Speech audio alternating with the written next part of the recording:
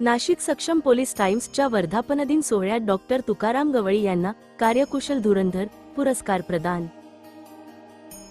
नाशिक सक्षम police times या नामांकित वृत्तपत्राच्या 12व्या वर्धापनदिन सोहळ्याच्या निमित्ताने नाशिकमध्ये राज्यस्तरीय सक्षम रत्न पुरस्कारांचे वितरण मोठ्या थाटात करण्यात आले। या सोहळ्यात मालेगाव येथील ज्येष्ठ पत्रकार आणि संपादक डॉक्टर तुकाराम गवळी यांना त्यांच्या पत्रकारितेतील उल्लेखनीय योगदानाबद्दल कार्यकुशल धुरंधर पुरस्कार देऊन सन्मानित करण्यात आले।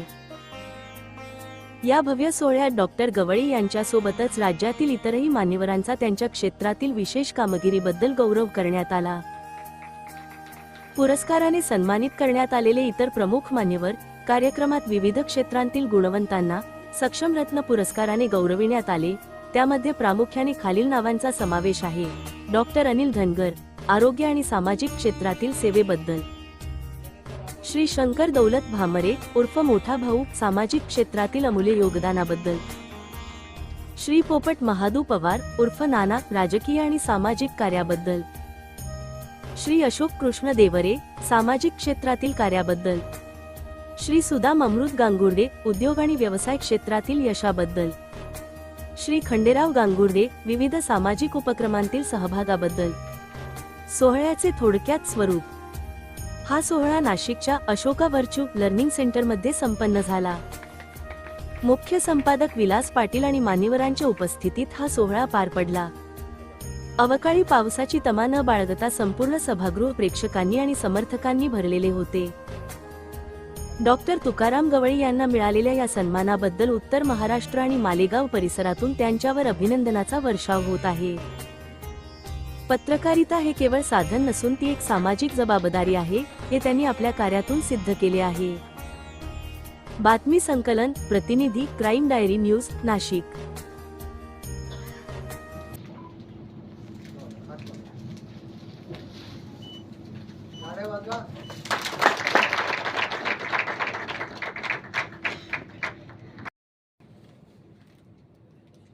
त्यांची कामगिरी अतिशय मोठी आहे, परंतु त्यांनी अतिशय कमी शब्दात आपल्या या ठिकाणी मनोगत व्यक्त केलं।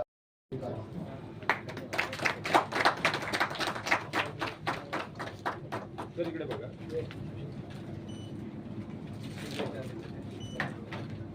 थँक्यू। नाव घेतलं जातं।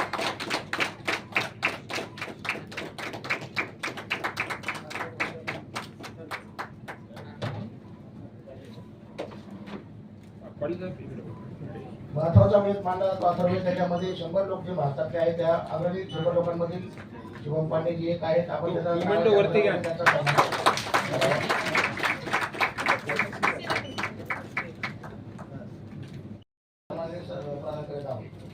डॉक्टर तुकाराम गवळी।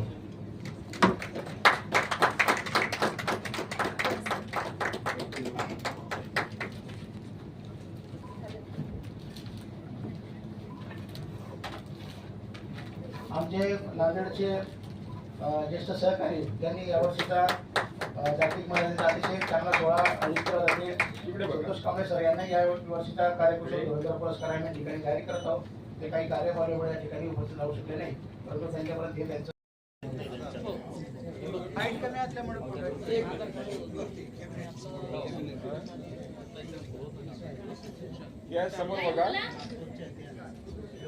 सक्षम पोलीस टाइम परिवाराचा मला जोरात पाहिजे, जेवण झालं नसेल तर सांगा।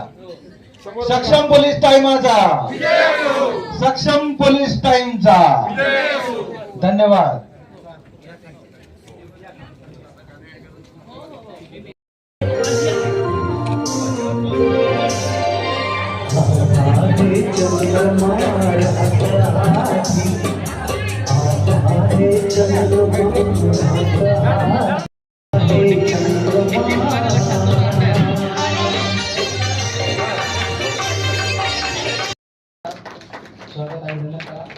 इकडे बघा मॅडम।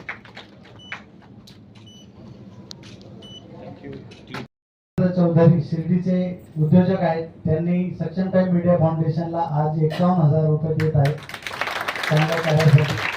ते स्वतःहून त्यांनी सांगितलं की 51,000 रुपयाचा चेक ते आज आपल्या संस्थेला देत आहेत। मी भाऊसाहेबांचा ऋणी आहे। एक सक्षम पोलीस स्टेशनचा संपादक म्हणून आणि अखिल भारतीय सक्षम टाइम मीडिया फाउंडेशनचा राष्ट्रीय अध्यक्ष म्हणून आपल्यासारख्या दात्यांमुळे आज आम्ही उभे आहोत आणि आमचे संघटन उभे. धन्यवाद सर, आम्ही ऋणी आहोत.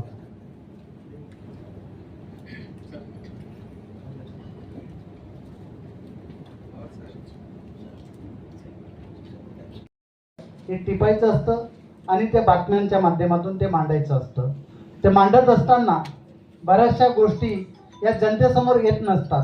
आज तुम्ही महाराष्ट्रामध्ये नाशिक टॉपला आज तुम्ही ऐकत असाल. मी त्या विषयामध्ये जास्त जाऊ इच्छित नाही, परंतु ज्या काही घटना घडतायत आज अक्षरशः कुठं नेऊन ठेवला आपला महाराष्ट्र अशा म्हणण्यापेक्षा कुठं नेऊन ठेवला हा नाशिक, ज्या नाशिकमध्ये येत्या 27 मध्ये महाकुंभ भरणार आहे आणि जे जगामध्ये नाशिक पोचायला पाहिजे त्याच्या अगोदर नाशिक हे जगाच्या पलीकडे पोचलेलं आहे असं म्हणायला वावगं ठरणार नाही.